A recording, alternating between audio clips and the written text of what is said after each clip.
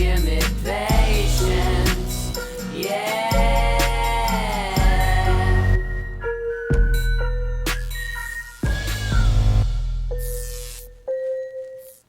Yo, what up, fam? It's your boy, Z-Dog MD. I'm not sure why I'm talking like this, but it's Sunday, which means against medical advice. What's up, snitches? We're not going to curse today because it's Sunday and because our AMA show is clean. So if you've got kids, bring them in and bore them to tears. Because today's show, Tom Heineberg, what's this today's show about? Today's show is about scripting in nursing. Is it good? Question mark. And I would say not even just nursing. I'm talking about all of healthcare, because there is this movement afoot, my friends, to script stuff. And is that good? Is it bad? Am I indifferent? Well, here is the story, my friends. This week, if you guys saw me live in Arizona, in Marana, Arizona, I was at a clinic over there, MHC Healthcare, doing my thing. I did a talk, and the talk was at the Ritz Carlton in Marana, which was a nice facility, although their food sucks. But that's pretty much, look it. I don't know why everybody's so into the Ritz, because their food tastes like balls. Personally, I'm more of a Four Seasons guy, but you know. You know myself, I like the JW Marriott, Embassy Suites, and occasionally a good Hojo. That's true. Because, you know, they don't have food except for Give Logan 3 guesses for what a Hojo is. Okay, Logan, 3 guesses. What's sandwich. What? Is that right? It's a Howard Johnson. Howard Johnson. They used to be a big deal. Motel, you know. Oh. Those of my generation. Sounds like a sandwich. You know what? In a way, it is a sandwich. It's an ish sandwich, because we don't curse on Sundays on our show because of stuff. Guys, so this is what went down. I was at the Ritz Carlton, and I ordered some room service, because y'all know how I roll. And no, I didn't go live from my room because I was tired and I didn't want to, and I wanted my chicken wings and I wanted my jumbo shrimp, and so I ordered those chicken wings and jumbo shrimp, and I covered myself with buffalo sauce, and I sat in my underwear and I ate that ish in front of the TV while binge watching Game of Thrones. Okay, don't judge. This is what you can judge. The fact that the person who came, the dude who came to deliver the food, goes, tuck, tuck, tuck, tuck, tuck. I open the door. Hello, Mr. Damania. It is my pleasure to serve you today. My name is Billy Bob, whatever his name was. May I please enter your room?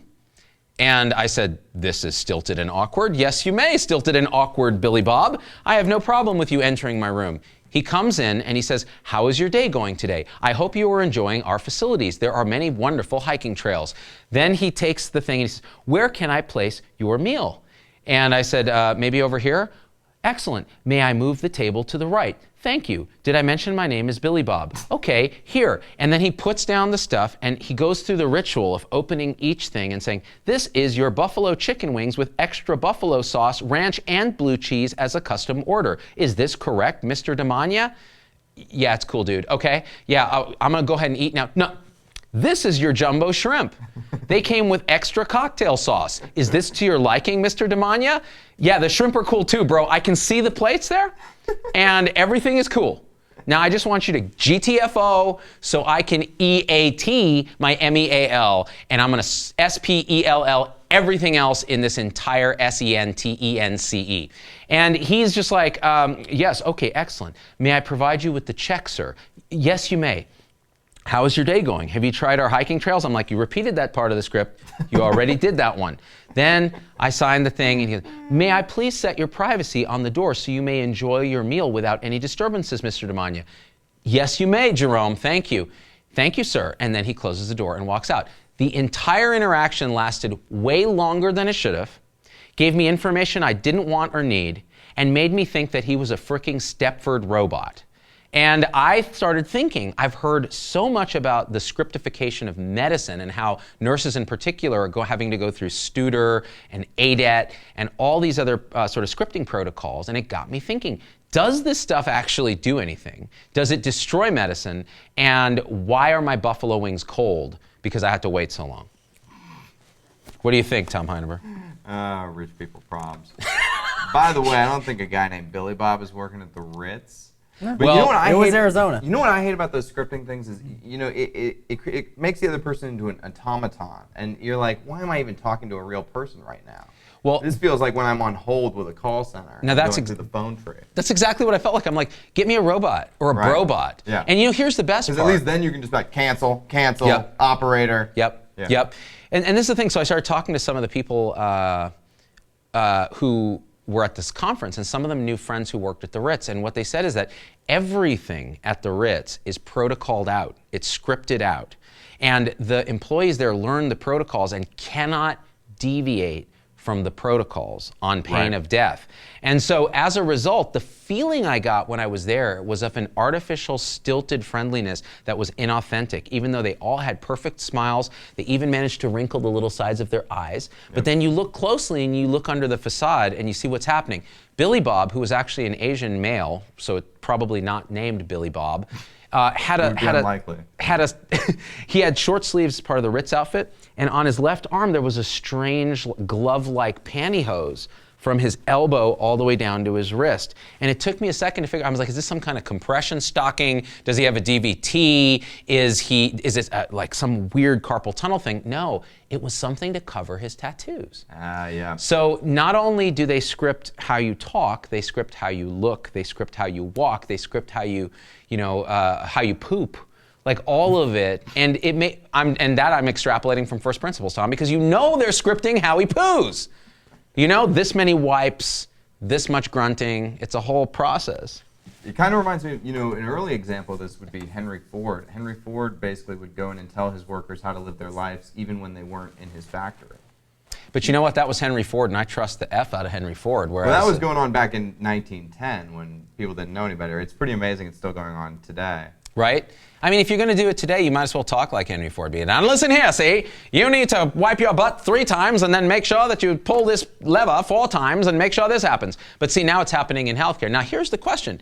Is it actually something that we bring upon ourselves because we're so inconsistent? We don't talk to our patients. We give them crappy experiences. We get treated like crap, and we get punched and beat and spat on. And as a result, we reflect some of this culture back at the patients, and it's been going on for a long time through Health 1.0 and 2.0. So now, as a result, 2.0 says, well, we look at the service industry, we look at the Ritz, their net promoter scores and customer satisfaction scores are quite high, and they understand hospitality. So why don't we take these same principles that started out with housekeepers in the hospital, actually, that had to go on a script in the early days of when they were trying this, and let's apply it to pretty much everybody. So now entire entities and organizations have sprung up to consult in this space. Studer, S-T-U-D-E-R, is one such group.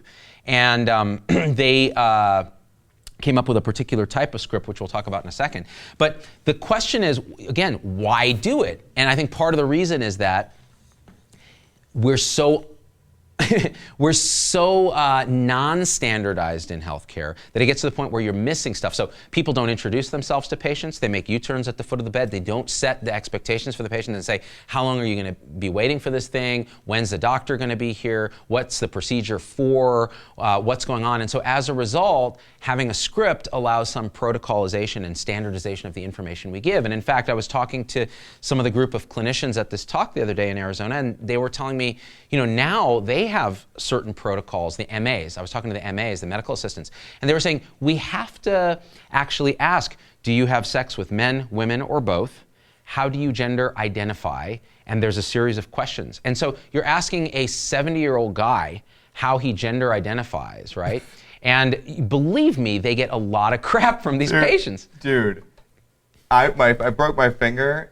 Every time I went in, they asked me if there was domestic abuse in the home. And I was like, are you asking if I beat my wife? Because the answer is no. And that's very rude of you. Look, I'm 6'3". I weigh 240 pounds. No one's beating me up at home, dude. I think You can skip that question. They were wondering if you were doing the beating and you broke your finger beating someone down, dude.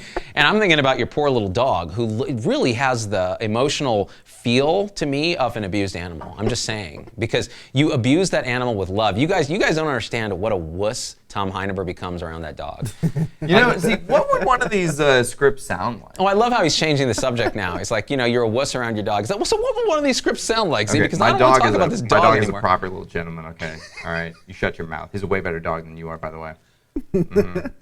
Now that just hurts, Damania. So what would one of these scripts look like? Yeah. So first of all, I guess we'll back up 1 second and say, what is a script?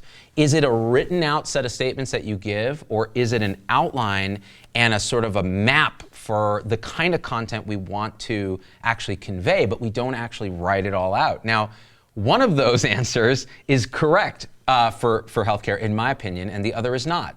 For example, when I do the show, I think in my head of a broad outline of what I'm going to do, and then I try to hit those points. When I go live and do a talk, I don't have it scripted out. The only talk I ever did that was scripted was my TED-Med talk. And even that one, I went rogue like Trump and started going off the rails, which pretty much made the talk reasonably funny. Otherwise, it would have been a complete disaster. So now when I do talks, I think in my mind, my script is really an outline. And that outline I'm reminded of by the slides that I have. So when I see a slide, I go, okay, I'm supposed to talk vaguely about this concept now. And that's basically how I do it. Now in healthcare, the groups like Studer, they've created a thing called, by the acronym ADET. And I think I'm pronouncing that right. Am I pronouncing that right, Tom? You know better than me. Yeah, it's ADET. And you know what's funny, Z? I just happen to have one right here. Oh my gosh. Z, I thought we could role play a little where I'll be the nurse and you be the patient. Oh, that's perfect. But first, let's. Oh my gosh, you really brought that? Oh yeah, this is a real script that I got. That is I got amazing. inside sources in the nursing world, yo. So what ADET stands for is A is acknowledges the patient. So hey, homie, what's up? And they say, you're supposed to smile and make eye contact, call the patient by his or her last name. I is introduce self. I'm Billy Bob McThornton, your MA or doctor or CNA or pharmacist. Duration of the task or test, so that's the D, duration. Well, this is going to take about this long, like infinity, and also I don't know how long it's going to take. E is an explanation. This is why we're doing what we're doing, what's coming next, what tools we're going to use, etc. And T in ADET is thank the patient, with lines such as, we're glad you chose us. Oh, thank you. Even though we're not. So Tom, let's do this role playing. If you'd want to see what something like an ADET might look like in real life, got it right here, people. Oh, that's perfect. Good morning, afternoon, Mr. Dog. We've been expecting you, and we're glad you're here. It's Dr. Dog. I didn't go to 4 years of evil medical school to be called Mr. Dog. Great. My name is Tom, and I'll be your nurse. I've been a nurse for about 6 years. Oh, I have over 6 years of experience. The doctors say that my skills are the best. Do you have any questions for me? Yeah, why am That's fantastic, because we want you to receive the best quality care in our hospital, and we're going to round on you every hour while you're in the room. Side note, part of the reason why I'm telling you this is so that you don't act like a whiny idiot and hit your call light all the time, okay? I want to burn this place down. Is that normal? Now allow me to access the 5 Ps. How's your pain? Pitiful. Okay, It's 12 out great. of- How's your position? Painful. Amazing. How's your potty? Do you need to go tinkle? Constantly. Your periphery. May I move your things and personal items closer to you, Mr. Dog? Touch them and I'll throat punch That's you. amazing. Thank you for saying that. Thank you so much for choosing Z-Dog Studios Hospital. Is there anything else that I can do for you today? Because I have the time. Can I have a real fork so I can poke my eyes out because this is horrifying? Okay, I'm going to go check on bed 5. See you later, Mr. Dog. That was, you know what? That was an HCAP's perfect score. That's right. That was, and this kind of scripting, you're not joking. This isn't. this is a real script. This isn't Actually, actual. This is not. I It's a prop. I read it off my phone. Yeah, same thing. You dropped your mic, Tom. Oh no. Oh no. How much audio did we actually get, Logan? Oh, all of it. Oh, good. Just when he moved away. Z, my there wife, it is. who's a nurse, her least favorite part of this script is there anything else I can do for you? 'Cause I have the time. I have the time. Because Because that's a lie. Yeah, she said people would be like, yeah, I'd like some ice chips. It's like, well, that's great, fuckface, because bed 5 is dying over there. Sorry, I'm not supposed to swear on the show. But it's like, come on, man, I can't do that for you. I don't have the time. I'm slammed. Look, to me, okay, that is just pure customer satisfaction BS. Now, some of that actually helps the patient feel like they're valued, but not when it comes off stilted and rehearsed. If you're thinking about an outline, if you're thinking about, okay, well, I want to make sure I don't miss any points. I want to ask them if they need anything. I want to make sure they know how available or not that I am. And actually being honest and saying it may take me a while to get back to your call light, but if it's an emergency, we will get to you. Sorry it's busy tonight, but we'll do everything we can to keep you comfortable. Thank you for not being a complete a-hole. And there are ways to do that so that you don't miss anything, so that you don't drop the ball. And here's the thing, so when you have scripts, first of all, you're catering. When you look at Studer's website, they're like, we'll get your patient satisfaction scores up an average of 9%. People who use our program find that their HCAP scores are higher, and it's never, and they give some lip service to, actual patient outcomes. Right. Like maybe those are better too. But we don't know because that would be crazy because we don't really care about actual outcomes. It's about perception. And right now, perception of patients in most hospitals is crap. This is the worst experience I've ever had. I'm vulnerable. I'm wearing a shitty gown. The food is horrible. All these terrible things. So how do we fix that? With words that actually have no backing behind them and that are rehearsed. That's total crap. I think one of the actual most degrading parts is the part where you have to announce who you are and how many years of service you've been and what your degrees are or whatever. It's just like, it's humiliating. Hey, I'm here. I'm in the hospital. Yeah. Clearly, people vetted me before I got here. Let me play devil's advocate for a second because I actually am not entirely against the concept of certain protocols in how we deliver information. Not scripts, but a sort of a memory palace of, well, I want to hit these points because if I don't, then the patient goes away with a poor understanding, the communication isn't as good, and I haven't set expectations, and I may not actually provide as good of care. And I think about this as a physician. I want to make sure I hit these things because otherwise, patient's going to bounce back, pharmacy's going to call me, patient's going to call me at home, all these other things are going to happen because I didn't communicate effectively. And it's possible outcomes could be worse because patient didn't understand. So there's some advantage to this. There is no advantage to memorizing a script. All it does is make the patient look at you like you're insane, unless they literally have had the worst experiences of their lives in hospitals. And this is all, at least this person's consistently robotic. Well, that's just basically saying, like, there needs to be a broader outline so that you can allow people to personalize medicine. What a crazy concept that is. Right? Yeah. Right? Well, you know, in nursing in particular, when nurses communicate with physicians, for example, they use SBAR, right? And that is a kind of script. It's not really a script, but it's an outline. They actually refer to it as a script in the teaching. But the thing is, it's really an outline. And if you, for those who don't know the 5 people, and I was one of them recently, S is situation. What's happening? So when you call a doc about a patient, you say, okay, here's what's going on. And a good example of this is, you know, I'm such and such, and I'm calling about so-and-so. So here's who I am, here's who the patient is. And that, honestly, here's the thing. Whether I'm a patient or a doctor, let's say I'm getting this call from a nurse. I'm getting the call at 2 in the morning. I'm not thinking clearly, and I have gotten tons of calls that don't use SBAR. Now, here's a call that uses SBAR. I'm so-and-so, a nurse on 5 West. I'm taking care of Mr. Pickles in bed 3. Do you know him? Yes, I know him. Okay, I'm calling about this, and this is stating the problem, and that's S in situation. That's great. That's a good way to communicate. B is background. So this guy was admitted for this. He's this old. He's on these meds. These are his labs. Here's his clinical information. That helps me a lot. Now, there are some doctors who will just start interrupting because they already know the situation. They want to cut to the chase. But actually making sure you at least try to go through the steps of this is very good, and it also makes sure that your thinking is clear before you call a consultant, another doctor, a nurse calls a doctor calls a nurse. And then you go to A, which is assessment. This is what I think the problem is, in my opinion. And this is what I think has been lacking in a lot of new nursing graduates, because we're getting rid of our older experienced nurses and older staff in lieu of younger people. There's so much churn and devaluation and commodification. So experienced nurses have great critical thinking. They're like, look, I've seen a butt ton of this. I'm thinking it's this. I've seen this before. I think it's transfusion-related lung injury. He just had a transfusion. He's a little bit more tachypnic, breathing faster. I've seen this before. He says he's uncomfortable. Could we do X, Y, and Z, which gets you to R, which is recommendation. I would suggest doing this lab or imaging or this consult or this, or maybe come see the patient, or is a higher level of care needed, that kind of thing. So SBAR as a script, I don't even think of it as a script. I think of it as kind of a mental way of thinking about how to communicate about a patient. I actually like that. I think that's helpful. And as a doctor, that's the kind of call I want, and that's the kind of call I want to give when I'm talking to other people on the healthcare team. Now, here's an example, Tom, of when SBAR isn't used. So when I was a resident, you would get calls from nurses, and I would work at the VA in Palo Alto. And by the way, the VA, so many amazing Filipino nurses at the VA in Palo Alto, and they would anytime I said like I knew a couple words of Tagalog, so I would use them, and they would be like, "Ay nako, Dr. Damania knows the language." They would bring me the best food ever until they brought me the balot, which was the fermented chicken embryo. Whoa. Yeah, I ate it.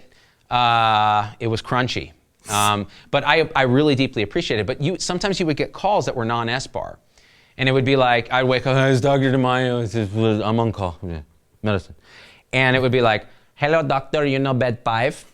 And I'd be like, "No, I don't know bed 5." Like, what? And who are you? And what's going on? She has a fever. Okay, wait. Okay, first of all, last thing I checked, I'm on call for the VA. And back when I did it, there was 2 or 3 she vets. Everybody else were male vets. They were all Korean vets and almost 100% male. So she is having a fever. I quickly remembered that in Tagalog, there's no he, she distinguisher. Yeah. So everybody is just he or she, depending on the moon or whatever. So she is having a fever, and fever I know from my limited Tagalog accentry that she's saying fever. So okay, so there's a fever. Okay, first of all, who is bed 5, and who is he, and what's his name, and could you give me some background, because I am covering 30 patients and I need to see them on my list, and I only have a quick one-liner here on my list. So she said, "Oh, hold on. Bessie, can you bring the chart for bed 5 because the doctor wants to know who he is?" And then the chart would come, and then you'd open the chart, and I'd be like, "Okay, so they're having a fever, so what are the vitals?" "Hold on, doctor. Bessie, could you bring the vitals?" And then the vitals would come, and it would be already like time is ticking, I'm falling asleep. And I would say, "What's the temperature?" "Hold on. 454 Fahrenheit." And I would I'm like in this funk going, wait a minute. This would imply that the patient is actually on fire, because that is the actual ignition point for stuff. Like, so is this what's going on? Is the patient actually burning right now? Is the patient on fire? And I'm like laughing to myself. And you just hear, "Yes, doctor." And you're like, wait, what? "The patient is ablaze." The patient is ablaze? So, hold on. I'm thinking you should have told me that first, because this is more than a fever. "Could we get an order for Tylenol, please?" No, this is not a Tylenol issue. This is a serious, I'm going to tell you what right now. I need you to go in there and put him out and probably call someone else other than me. And literally, it would be something like, "We cannot take a verbal order to extinguish him, doctor. You're going to have to put that in the chart because the verbal..." And so this was the kind of call. And then I would be like, okay, so without some protocolization, you can't get great patient care, great communication across the board, from doctor to nurse, nurse to doctor, patient to us to patient. I love he has a fever and he's on fire. That's the best. Yes, doctor. He is ablaze. That all being said, where are my Filipino nurses at? Come on, give me some love. Give me some love. Becky Woods got some fire emojis. Gail Cardoza says, "Call the fire department." Ay, nako. By the way, my wife informed me today when I was telling her that we were going to do this for the show, that she said that they make you go in like once a year and basically like give this script. Like you have to monologue to your, superior person. And you have to prove that you're on script and you know the script, and if they've made changes to the script, that you know the changes, and etc. I would put a knife in my eye if I had to do that, if any job told me to do that. Because I'm me and I can't stick to a script. Yeah. But like, could you imagine? Could you do that, Tom? If someone said, you're God, a no. film guy, like you God, have to no. work with scripts. Even, the thing is, when I'm dealing with somebody who's using a script, and it's always painfully obvious when they're using a script, because, people don't put a lot of feeling into it, especially when you're at a gas station. It's not like it was their dream to deliver monologues about, do you need paper or plastic? Like, that wasn't their dream, so they don't put a lot of feeling into it. And you always give them the first rude no, right? Like, where they're like, yeah, sir, do you want to sign up for our loyalty program card? And you're like, no, God, no. Exactly. And they're like, well, the thing about it is, and it's like, you've already lost me.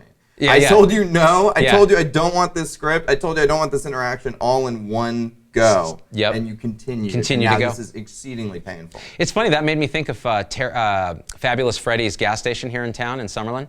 I go to get my gas there. That's exactly what I was thinking, and because we live next to each other. We live next to each other because we're bro friends. And this is what happens. They have these like high school girls who are doing their summer work thing because daddy wants them to earn enough money to pay their cell phone bill so they can insta-text each other.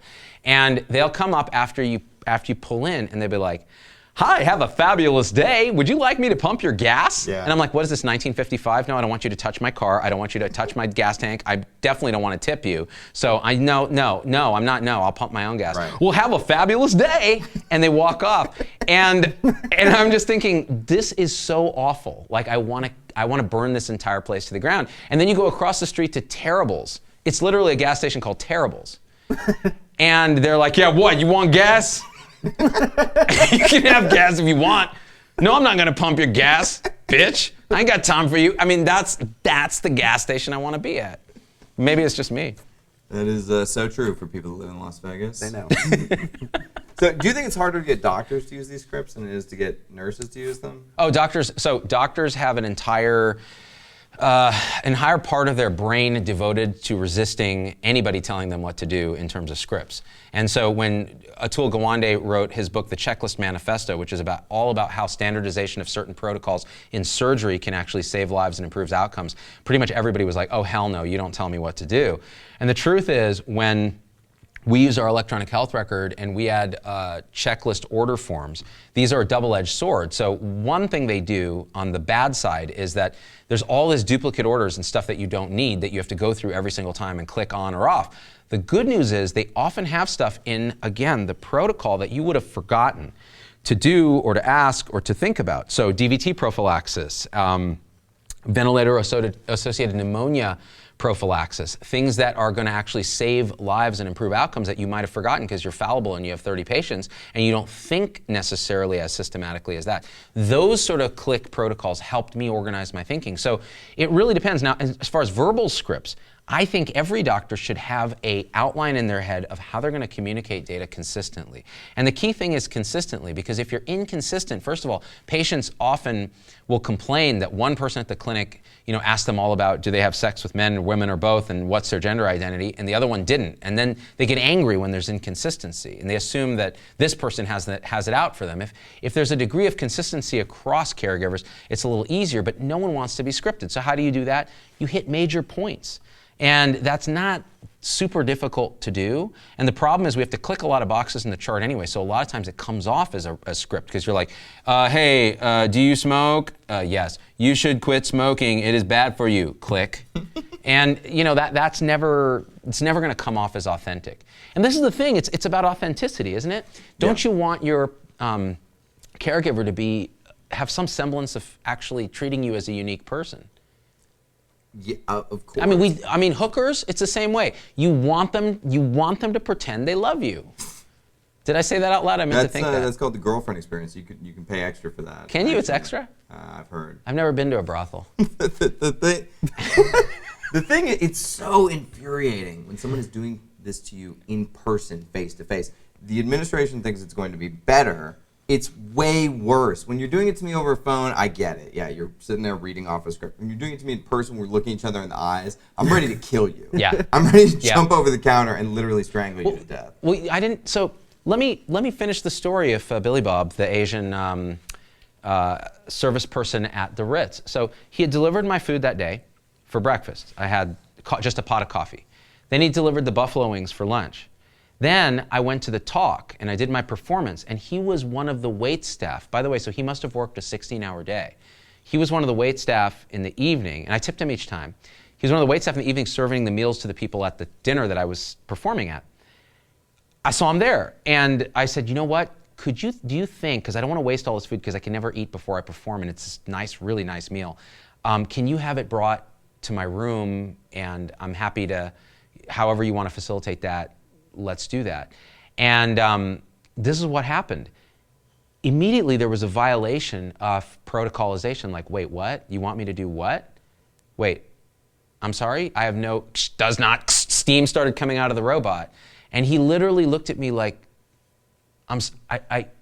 "Wait, you want me to bring your food from this gala just upstairs to your room and put it like room service there?" And I was like, "Yeah, exactly. If you can do that, because I hate to waste food. Like, I'm Indian. My parents used to beat me when I wasted food. Could I please, I would love to eat it later, and I don't want to buy more room service and this poor, clinic's gonna have to pay for my meal. They already paid for it. I'd love to have it. And he was just, I need to talk to my supervisor, and he ran off. It's just like error. And then he came back and he's like, Mr. Damania, is everything to your liking? We will be complying with your request. Thank you for your request. It'll be our pleasure to serve you. And it's almost like he went back, plugged into the Matrix, got a new script downloaded, and came back. And I was like, this is the end of the world. I hate this so much. And then I tipped him because I felt really bad for him because he was working 16 hours. The moral of the story there is that Dr. Damania got room service 3 times in one day, people. A gangster's life is never easy. It is fraught with calories, carb avoidance, which was hard, and wonderful, wonderful people that I met at that thing. I will say that. Should we read some comments, Tommy Heineberg? Yeah, let's read some. Jody says, I think the longer you work in healthcare, you develop your own scripts for different situations, scripted responses. But I can see how scripting things would standardize things and help those new to healthcare until they develop that skill. So Z, what is your perfect script? My perfect script is this. Sometimes when people take too much Viagra, their erection lasts for days and days. That's what has occurred here. Soon your penis will fall off and you will be left with just a bloody stump. Hopefully that will be to your liking, sir. Is there anything else I can do? Thank you for choosing Z-Dog Hospitals. That's my favorite script to use. It's called Peronis. It gets real hard and then soft forever. That's a priapism, but I'll forgive you because of the total net hours of medical school you've had, which was 0.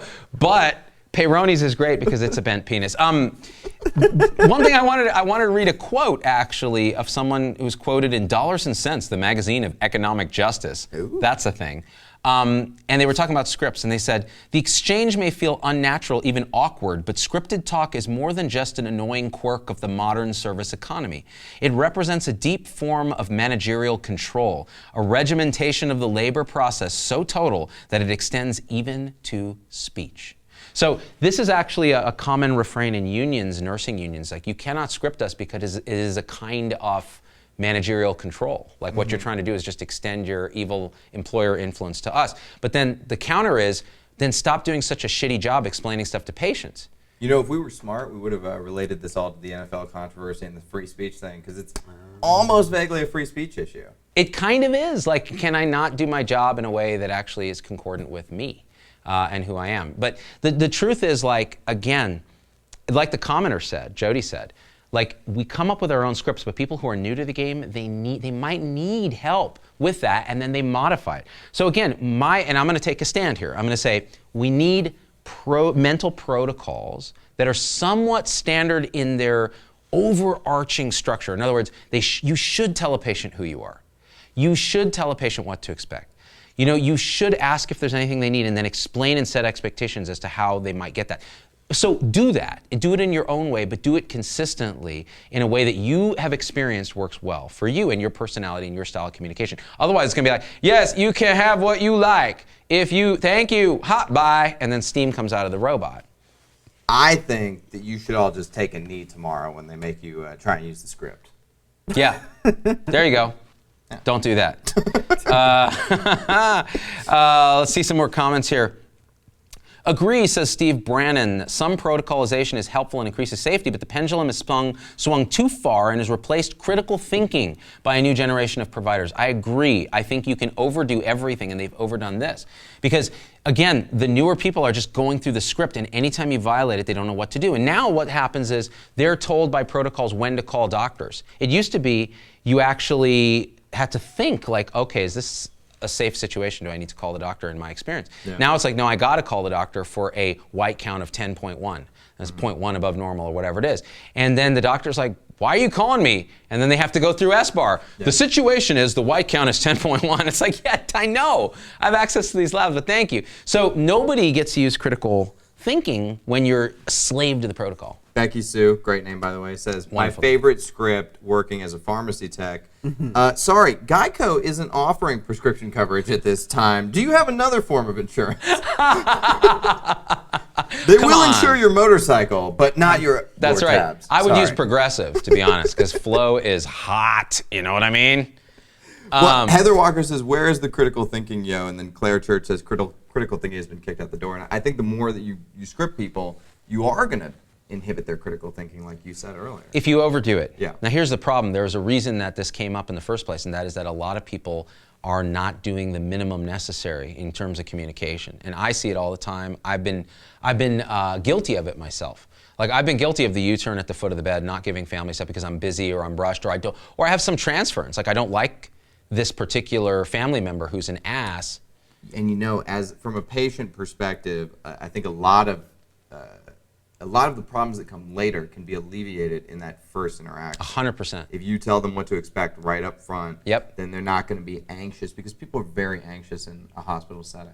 They're the most vulnerable they can be. We put them in a crappy gown where their butt's hanging out. Yeah. We take away their dignity. We take away their sense of control. And then we wonder as caregivers why they're so agitated and angry and demanding. And I think partially that's a component of it. And we can diffuse that if we do it thoughtfully. But it has to be through our own personality. We can have a mental script, but Right. it has to be ours. It cannot be, hi, nice to meet you. I'm a representative of Summerlin Memorial Hospital or whatever it is. But if you skip it, you're going to end up paying for it later. You'll pay for It's it. just straight up procrastination. Absolutely. Basically. So Studer, if you're watching, and I know you are because everyone watches our show, everyone, and I mean everyone. I'm talking to you, Trump. I'm talking to you, Kim Jong-un. I'm talking to you, Billy D. Williams. I know you watch the show. Colt 45 works every time. If you're listening, let's make scripts malleable, let's make them personalized, and let's use them to improve actual outcomes. Because isn't that why we do this? It's not just about satisfaction scores. It's about experience and it's about outcomes. Are patients more adherent when they trust us? Are they going to have a smoother experience with less agitation, less potential violence against us, which has been a huge topic of conversation recently with us? So all that being said, what do you think, Tom? Anything else? I think Take a knee. I done did it again, y'all. I fixed healthcare. Once again, nailing it, Tom Heinever. I'm going to take a knee in solidarity with the Trumpers. Do it. Oh, there it is. This is like a Captain Morgan thing. Take one too. Oh, say, can you see by the dawn's early light what so proudly Yeah. we hail? It's kind of weird when you take a knee and you sing the national anthem at the same time. That's a little strange. And the rockets